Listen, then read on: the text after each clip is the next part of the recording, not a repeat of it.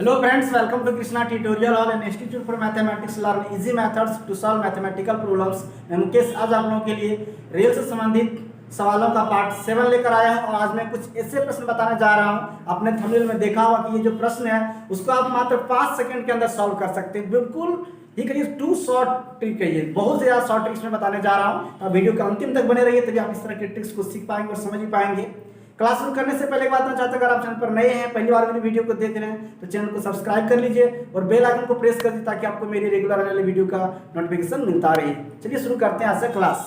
आज का पहला सवाल देखिए आपके सामने है, कहता है 2 ट्रेनें जिसकी चाल 3:4 के अनुपात में है, समानांतर ट्रैक पर विपरीत दिशा में जा रही है। यदि प्रत्येक ट्रेन एक तार के खंभे को पार करने में 3 सेकंड का समय लेती है तो कितनी देर में वह एक दूसरे को तुरंतः पार कर जाएगी। ये बहुत ही आसान सवाल है, लेकिन सबसे पहले फ्रेंड्स मैं आपको इसको लॉन्ग ट्रिक में बनाकर दिखाता हूं। आप वीडियो को छोड़कर जाइएगा मत और स्किप भी नहीं कीजिएगा, तभी आप शॉर्ट ट्रिक को भी समझ पाएंगे कि शॉर्ट ट्रिक बनता कैसे है। आप कोई भी हिसाब को बनाएंगे तब खुद उसका शॉर्ट ट्रिक खोज सकते हैं, इसलिए लॉन्ग ट्रिक को पहले समझिए कि कैसे बनता है। तो सबसे पहली बात देखिए कि चाल का जो अनुपात है वो 3:4 है, 3:4 रेशियो में दिया हुआ है, तो ये लिखा हुआ। उसके बाद देखिए अब समय बोल रहा है, समय बोल रहा है क्या कि 3 सेकेंड लगता है। 3 सेकेंड का समय लगता है किसको? एक तार के खंभे को पार करने में 3 सेकेंड लगता है। अब देखिए आपको याद होगा कि जब भी कोई ट्रेन किसी तार के खंभे को या बिजली के पोल को या फिर किसी व्यक्ति को अगर पार करती है तो ट्रेन जो है वो अपनी ही दूरी पार करती है जितनी उसकी दूरी है। हम लॉन्ग ट्रिक आपको बता रहे हैं, शॉर्ट वे में बताएंगे, बहुत आसान है। तो कैसे दूरी अपनी दूरी तय करती है? तो पहली की चाल जो है वो 3 मान लीजिए है और समय 3 सेकंड लगता है, तो उसकी लंबाई कितनी हो जाएगी? अगर ट्रेन की लंबाई जो है वो उसकी दूरी के बराबर होगा, यानी 3 × 3 क्या होगा? 9 हो जाएगा। और दूसरा का 4 है तो दूसरी की लंबाई कितना हो जाएगा? 4 × 3 इक्वल क्या हो जाएगा? 12 हो जाएगा। अब आपको एक चीज पता होगा फ्रेंड्स कि 2 गाड़ियां अगर एक दूसरे के विपरीत दिशा में चल रही है समांतर ट्रैक पर, तो विपरीत दिशा में चलने पर हम क्या करते हैं? उसकी आपेक्षिक चाल ज्ञात करते हैं। आपेक्षिक चाल दोनों के चाल को योग को कहते हैं, तो दोनों के चाल का योग क्या हो जाएगा? 3 + 4 = 7 हो जाएगा। और दोनों की लंबाई का योग क्या होगा? चाल का योग। और लंबाई का योग क्या होगा? लंबाई का योग आप देख रहे हो क्या हो जाएगा? 9 + 12 मतलब 21 हो गया। अब हमको पता है कि समय कैसे हम फाइंड करते हैं, तो दोनों की लंबाई के योग में दोनों की चाल के योग से भाग देते हैं, तो समय क्या हो जाएगा? 21/7 मतलब 3 सेकेंड। तो ये तो लॉन्ग ट्रिक से आपने बनाया, जो आंसर 3 सेकेंड आया। अब दूसरी जो इसका ट्रिक जो मैंने बताना चाह रहा था कि आप बहुत ही 5 सेकेंड के अंदर आप बना लेंगे। 5 सेकेंड भी मतलब सोचिए नहीं, सोचिए और आंसर हो जाएगा। मतलब क्या? तो ट्रिक इसका ये है कि दोनों गाड़ी की चाल चाहे कुछ भी है, लेकिन अगर किसी भी बिजली के खंभे को या किसी व्यक्ति को अगर एक ही समय पार करती है तो दोनों ट्रेन को पार करने में भी वही समय लगेगा। यानी बोल रहा था कि दूसरे को खंभे को पार करने में 3 सेकेंड लग रहा है, इसका मतलब है कि दोनों ट्रेन भी एक दूसरे को पार करने में कितना समय लगेगा? 3 सेकेंड ही लगेगा। मतलब आपको कुछ ही सब सॉल्व नहीं करना था। ये जो था वेस्ट चीजें थी आपके लिए, समझिए। लॉन्ग ट्रिक में बना दिए सही था, लेकिन आपको आंसर फटाक से देना है।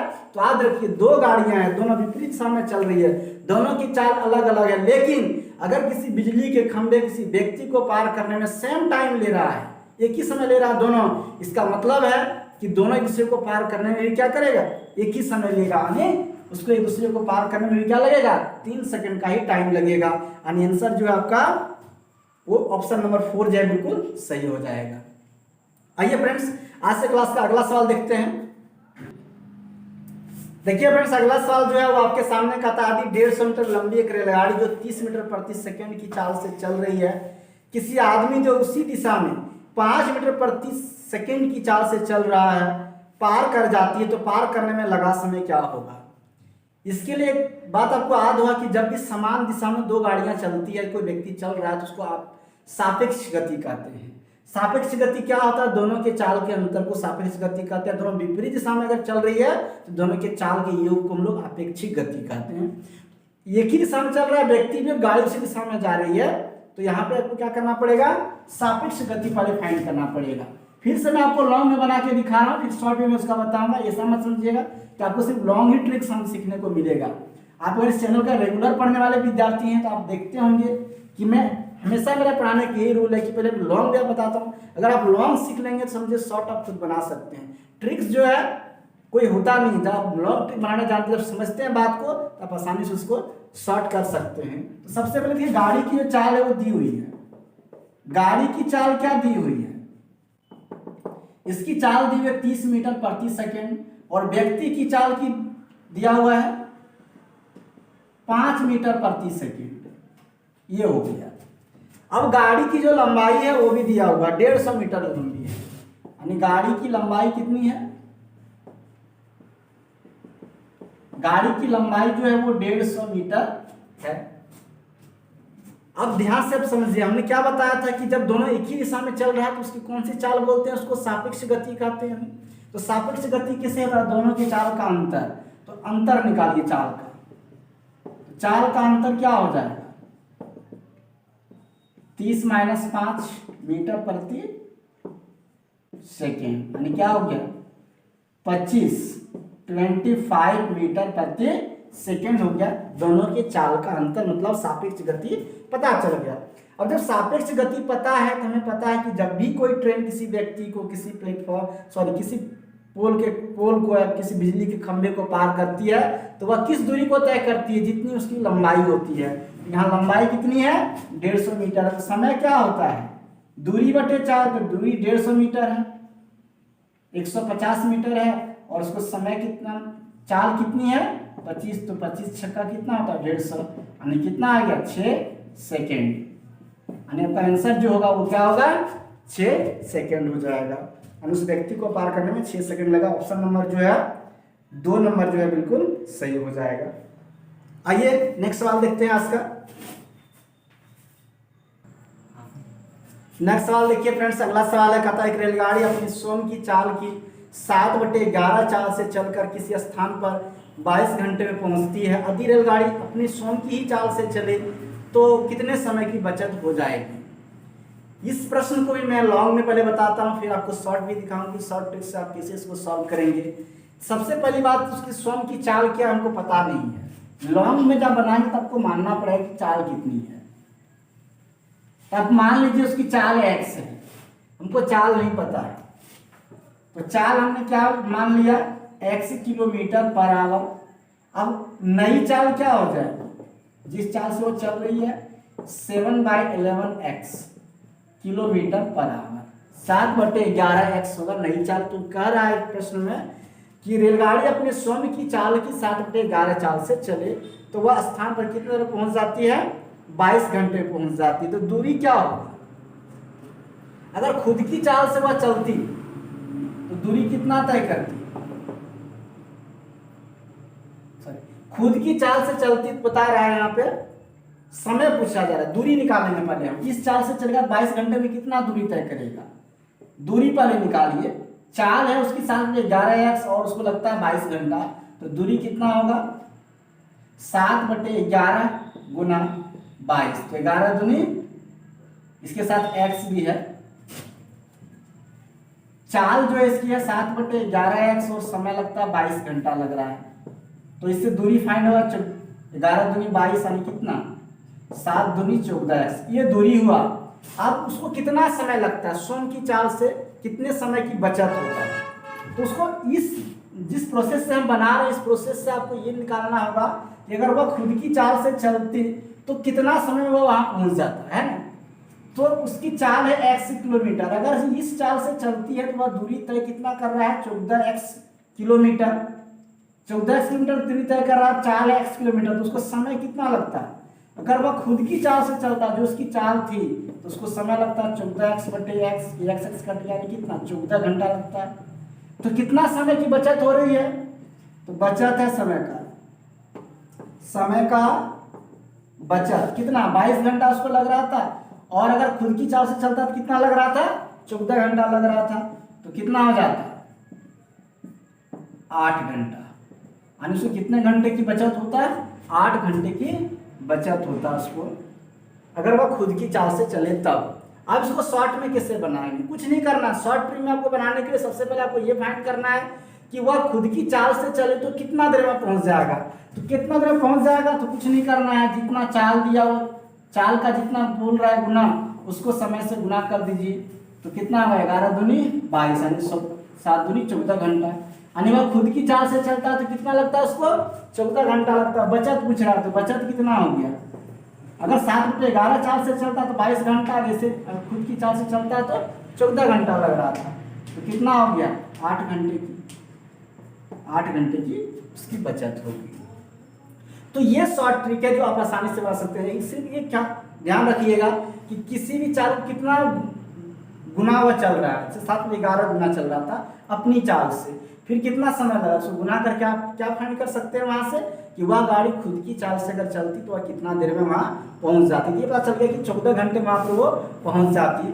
अब बचत कितना हो रहा है उसको, तो पहले 22 घंटा लग रहा था, तो बचत कितना का हो रहा है, अगर खुद की चाल से चले तो 14 घंटा पहुंच जाएगा, मतलब 8 घंटे की बचत हो जाएगी। आइए फ्रेंड्स, आज से क्लास का एक अगला सवाल देखते हैं।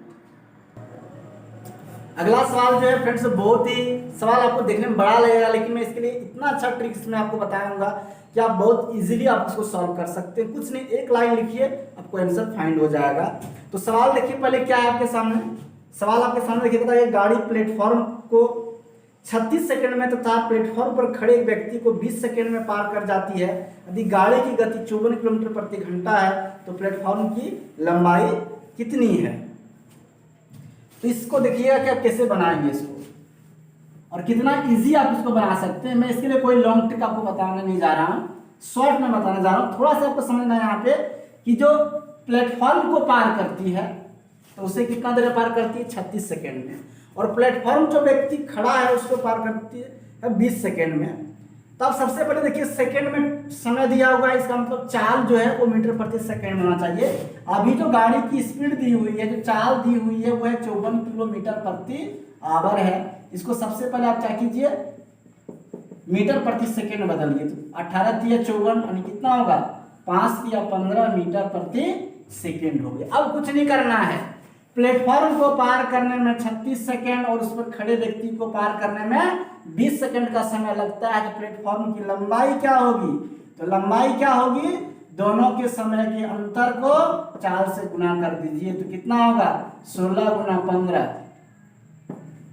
याद रखिएगा, दोनों के समय को अंतर में चाल से गुना कर देंगे तो वहां से को क्या पता चलेगा, प्लेटफॉर्म की लंबाई का पता चलेगा। जब भी इस तरह का सवाल आपको कहीं दिखाई दे तो आप इस ट्रिक को लगा सकते हैं। तो गुना कर दिए, कितना होगा 16 × 5 80 के 0 हाथ में बचा कितना 8, 16 का 16 और 8 कितना हो गया 24, 240 मीटर बन गया। कुछ नहीं था, ऑप्शन नंबर क्या है, 2 नंबर बिल्कुल सही होगा। आपको प्लेटफॉर्म को और उस व्यक्ति को पार करने में जो समय लगता है, दोनों के समय का अंतर को चाल से गुना कर दीजिए, प्लेटफॉर्म की लंबाई पता चलेगा। लेकिन ध्यान में यही रखना है आपको कि अगर समय सेकंड में दिया है तो चाल भी मीटर प्रति सेकंड में होना चाहिए। आइए आज से क्लास का एक आखिरी सवाल देखते हैं, वो भी बहुत ही अच्छा सवाल है।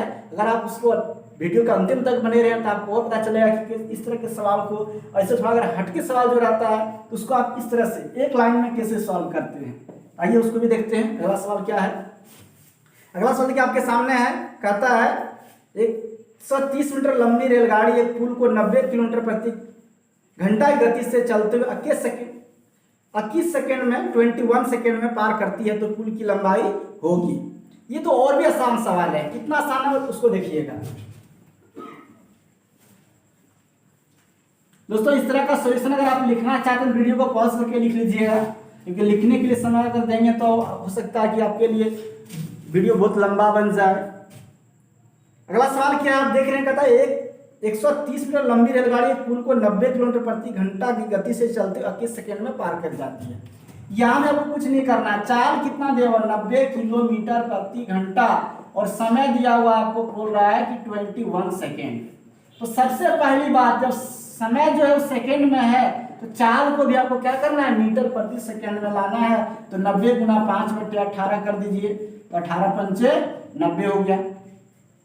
अब 18 × 5 90 कितना हो गया, 25 हो गया, 25 मीटर प्रति सेकेंड हो गया। कुछ नहीं करना है आपको, हम बताए थे कि जब भी कोई ट्रेन किसी पुल को प्लेटफॉर्म को पार करती है तो उसमें 2 चीजों का लंबाई का योग होता है, गाड़ी का प्लस प्लेटफॉर्म का होता है। तो कुछ नहीं करना है, 25 मीटर प्रति सेकंड से चलती हुई गाड़ी और किस सेकंड में कितनी दूरी तय करेगी, पहले ये फाइंड कर लेना है। कितनी दूरी तय करेगी, तो कुछ नहीं करना है आपको, इसका दोनों का गुणनफल कीजिए, यानी 25 गुना क्या जानते हैं, दूरी बराबर होता है 4 गुना समय, और इसमें ट्रेन की लंबाई को घटा दीजिए।